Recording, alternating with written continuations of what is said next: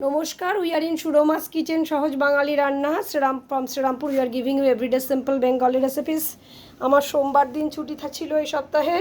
দিদির জন্য আমি কাজ নিয়ে এসেছি। এই যে কচুর শাক দিদি কুটে রাখছে, কালকে আমরা ছোলা দিয়ে নিরামিষ করে বানাবো, তো সেটা একটু দেখালাম। এই দিদি আমাকে এখন হেল্প করেন। আর আমি করে রেখেছি, দিদি কেটেছে কাঁকরোল, আলু, বরবটি, এগুলো আমি ভেজে নিয়েছি। চিংড়ি মাছ ভেজে রেখেছি।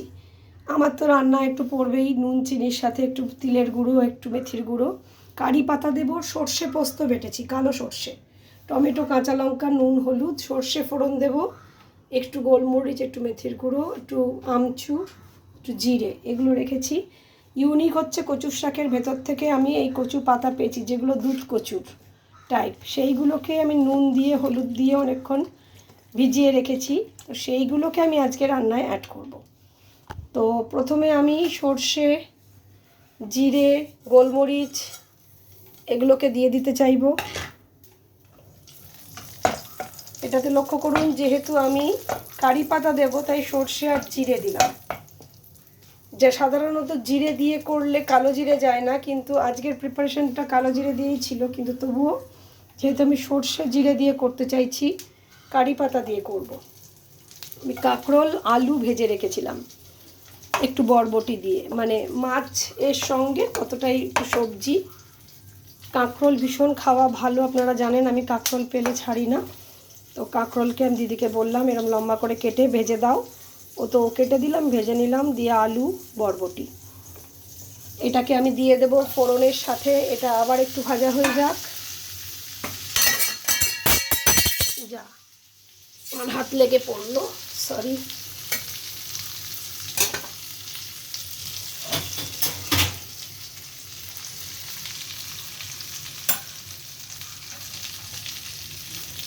We are in Shuroma's kitchen, সহজ বাঙালি রান্না from Srirampur. We are giving you everyday simple Bengali recipes. Please do like, share, subscribe us. Please help us to survive. আসতে ইচ্ছে করে, অনেক সময় আসা হয়, অনেক সময় আসা হয় না।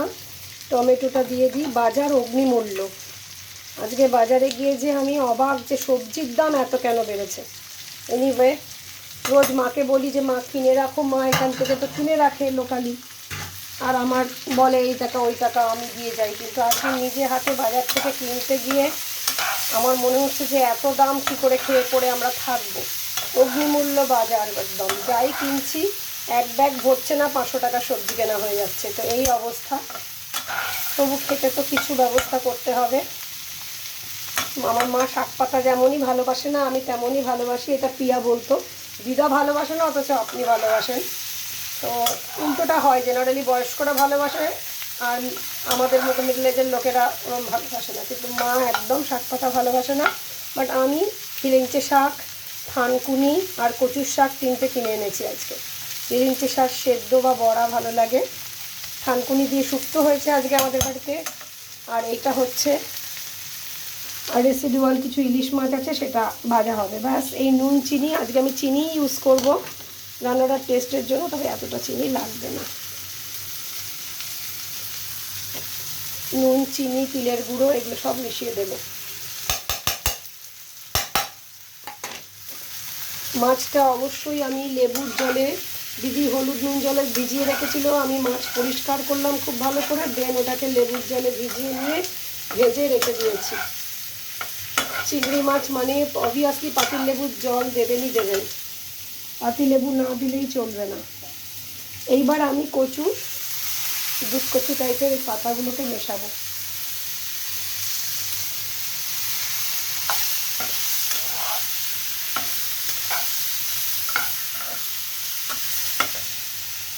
অবশ্যই একটু জল দিতে হবে,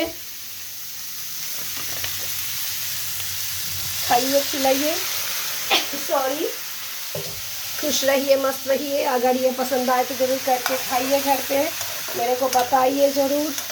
लाइक, शेयर, सब्सक्राइब कीजिए, कमेंट कीजिए, एक्नॉलेज कीजिए सुष्मिता को, सुरोमास किचन एंड सुष्मिता धर को। यही मिलती रहेगी मेरी आप सबके सामने। শুকনো লঙ্কা, সর্ষে, গোটা জিরে, কাঁচা লঙ্কা, টমেটো, কচু পাতা, কালো জিরে, কাঁকরোল, আলু, এগুলো হলুদ, লঙ্কা, নুন, মিষ্টি, মেথির গুঁড়ো, গোলমরিচের গুঁড়ো, তিলের গুঁড়ো, এগুলোর সাথে ভাজা হয়ে যাচ্ছে। এইবার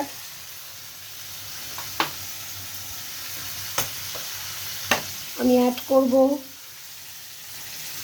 খানিকটা সর্ষে পোস্ত বাটা।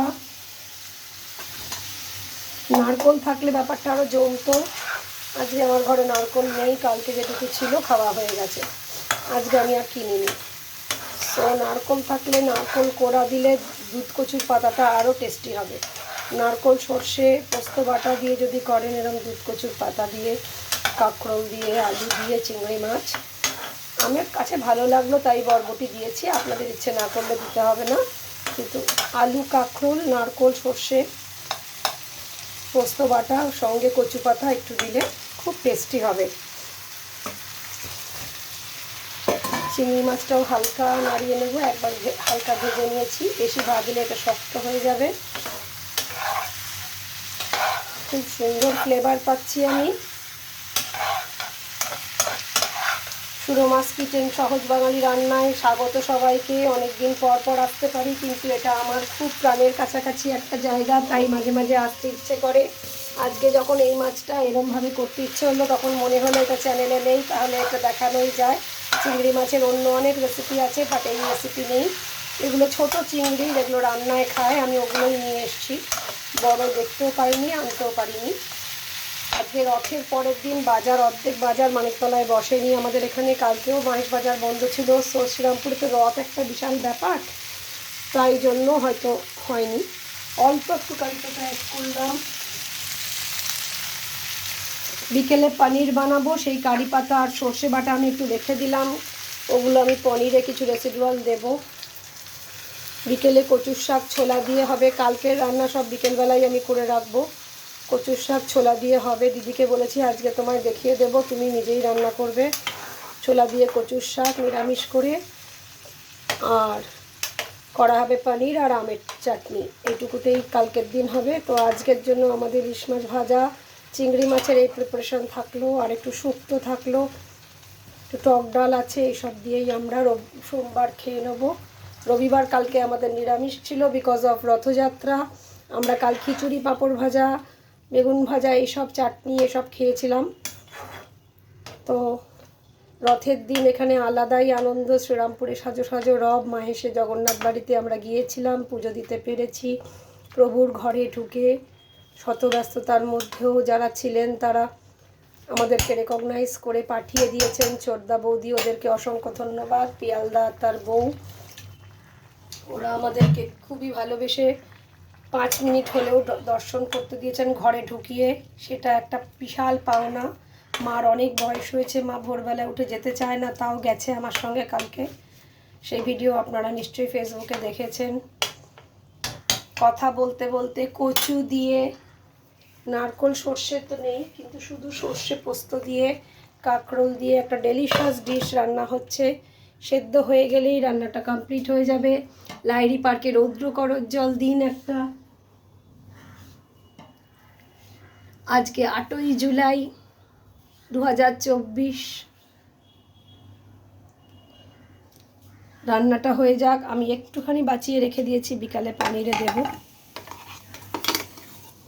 সেটা আর দেখাবো না, কেন কি পনির আমার কাছে অনেক রকম করা রয়েছে।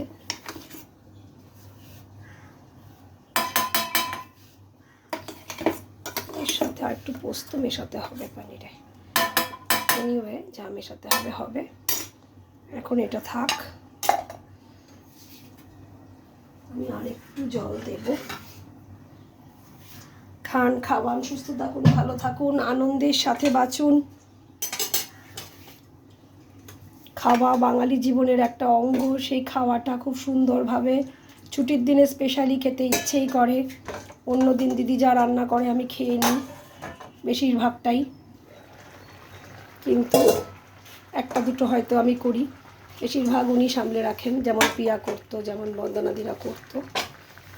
তো এইবারে ফুটছে, আমি চেষ্টা করব শেষ অবধি দেখাতে, কিন্তু আমি জানি না এটা টাইম কতটা নেবে। আপনারা তো বুঝতেই পারছেন রান্নাটা হয়ে গেলে ভীষণ টেস্টি রান্না হবে একটা। কারি পাতা আছে, নারকেল সর্ষে দিতেই পারেন, আমি সর্ষে পোস্ত দিয়েছি, একটু তিলের গুঁড়ো অ্যাড করেছি, চিংড়ি মাছের নিজস্ব একটা ফ্লেভার আছে, কচু দিয়েছি, জিরে সর্ষে কারি পাতা একটু দিয়েছি। নামাবার আগে একটু কাঁচা তেল দেব এবং রান্নাটা আমার হয়ে যাবে। খুব সুন্দর একটা গন্ধ আসছে। Please do like, share, subscribe us, don't violate our copyright, our intellectual property right. খান, খাওয়ান আর ভালো থাকুন, আনন্দে থাকুন, এটুকুই চাইব। সুস্থ থাকুন। রান্নাঘরে যথেষ্ট গরম আছে, এই হলো কথা। একটু যেই রোদ্দুর হচ্ছে ভীষণ গরম লাগছে আমাদের।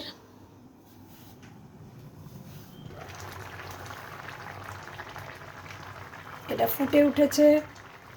এবার আমি রান্নাটার মধ্যে একটু সর্ষের তেল অ্যাড করে দেব। আমি দেখে নিতে চাইব আলু আরেকটু সেদ্ধ হবে। কচু, কারি পাতা, আলু, সর্ষে,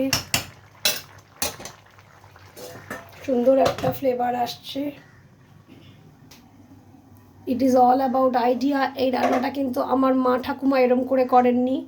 দিদিকে শাক কুটতে কুটতে বললো যে কচুর শাকের পাতা আসছে। আমি বললাম হ্যাঁ, দুধ কচু দিয়ে তো চিংড়ি করে শুধু সর্ষে পোস্ত দিয়ে, তো তাহলে দাও, আমি এটাতে দিয়ে দেবো। তো it is all about idea. আমরা যতটা আইডিয়া করতে পারবো ততটাই আমরা আমাদের মতো ইউনিক খাবার বানাতে পারবো। সুরমাস কিচেন সহজ বাঙালি রান্নায় আপনারা আমার সঙ্গে আছেন। আমার 250-র ওপর সাবস্ক্রাইবার হয়েছে। 4 বছর ধরে আমার এই প্রচেষ্টা, মায়ের এই প্রচেষ্টা চলছে। যদিও মা এখন আর সুরমাস কিচেনে খুব একটা এসে রান্না করেন না, কিন্তু এককালে করেছেন প্রচণ্ড সুন্দর সুন্দর রান্না, সমস্ত দিক থেকে আমাদেরকে হেল্প করে। আজকে হয়তো পারে না, কিন্তু আমার এই শেখা বেশিরভাগ আইডিয়াও মার কাছে। মা সুন্দর সুন্দর, মা যেমন ছাতুর কচুরি নিজে ইউনিক আইডিয়া করে বানিয়ে খাইয়েছিল আমাদেরকে। চিড়ে দিয়ে, ডিম দিয়ে, পেঁয়াজ দিয়ে একটা বিকেলে স্ন্যাক্সের বড়া করে খাওয়াতো মা। কেউ এলেই ইনস্ট্যান্ট করে দিত, খুব সুন্দর লাগে সেই বড়াটা। সো মার কাছে আমরা জানতে চাইবো আর নতুন নতুন কি রান্না আমরা করতে পারি। তো সেইভাবে আমরা আরও এগিয়ে যাব। যদিও প্রচুর রান্না, আমার ভিডিও অলরেডি বাঙালি রান্না আমার কাছে রয়েছে, আপনারা দেখবেন, করে খাবেন, আশা করি খারাপ খাবেন না। রান্নাটা কমপ্লিট। আমি জাস্ট একটু সর্ষের তেল